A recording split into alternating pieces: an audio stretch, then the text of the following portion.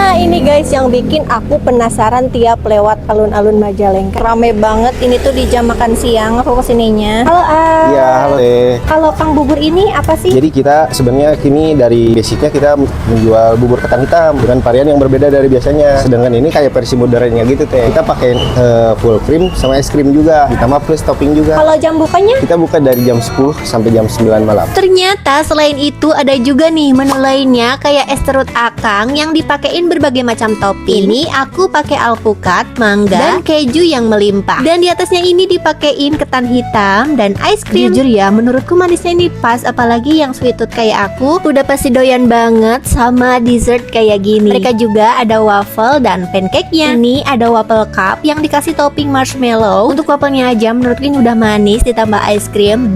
Perfect combo banget menurutku. Ini oke juga ya. Nah, buat yang gak terlalu suka manis, cobain pancake lumer coklat pisangnya karena coklatnya tuh bukan tipikal yang manis gitu. Nah, di sini aku juga cobain minuman barunya mereka, ada americano berry. Cocok ya buat kamu yang mau nikmatin kopi americano tapi ada rasanya gitu. Maksudku kayak rasa asem dan seger gitu. Makin siang tuh malah makin rame guys, dan dilihat-lihat gak berhenti nih yang belinya, sampai si AA-nya juga sibuk bener. Tempatnya cukup nyaman, asli ini pasti jadi dessert andalan yang ada di Majalengka karena baru buka di Majalengka aja tapi selalu rame guys. Harganya juga masih aman banget di kantong. Cobain juga deh mampir dan jajan di Kang Bubur samping Masjid Agung Al Imam Majalengka Kota.